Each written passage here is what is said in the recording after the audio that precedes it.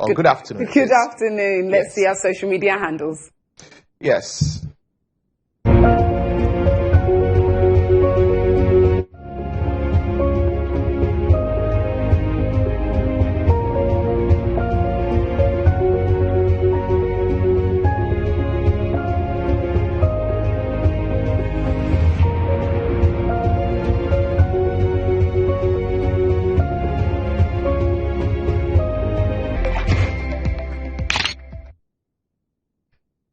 Good afternoon. So yes, we asked you what you thought about former President Mahama talking about the economic gains that he had made that he believes the current president has wiped away. So on Instagram, Matthew Mensah said he is daydreaming. Then when we move over to Twitter, Manuel says, which economic gains is he talking about? IMF embargo on jobs or what? This manpower. Then as we keep going down, people are asking economic gains, economic gains, economic gains.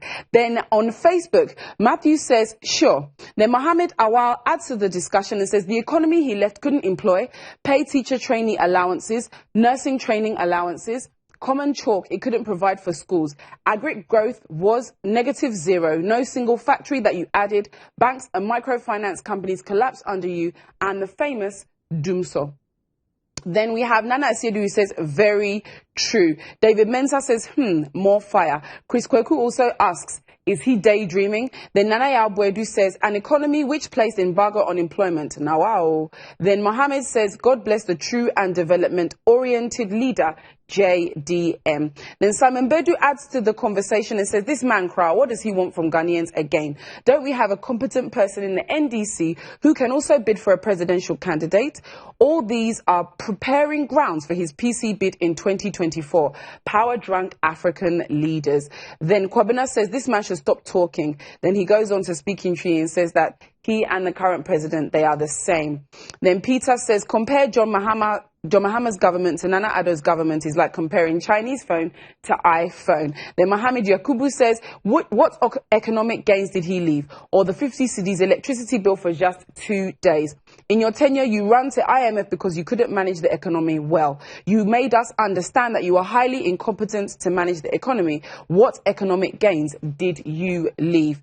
Then Kweku says, what economic gains? He failed to bring out the figure for us to see. What was the GDP before he came and what did he leave? Then Yao says, this man doesn't fear God. Oh. Then Ebenezer says, I agree with him.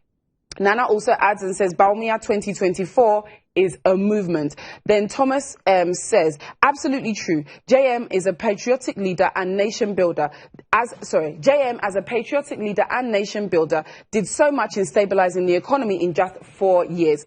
He successfully banished Dumso as he promised. Finally, prices of goods and services were relatively minimal, stable and manageable. He built a lot, magnificent infrastructure throughout the nation, e.g. E-Blocks, T3, Kejitia Market, Afari Military Hospital, and many other uncountable ones. Cement, fuel, and other commodity prices are now unbearably high under Nana Addo. Hardship, corruption, culture of silence, nepotism, vindictiveness, profligacy, reckless borrowing, harassment and killing of journalists, collapse of banks and jobs are the proud legacies of Nana Addo and his government. Then Josie says, Mahama, they joke too much. Then Kenny Ajapong lastly says, the New Guinean leader quotes Rawlings, when the people are suppressed by their leaders with the complicity of judges, it's the duty of the army to return leadership to the people. So that is what you had to tell us on social media. Continue to send us your messages on Instagram, Facebook and on Twitter. My name is Nanama Anobempong. Lantan, I'm handing back over to you. Thank you very much. Nanama Anobempong there with the latest on social media. This is still Newsroom here on GH1 TV.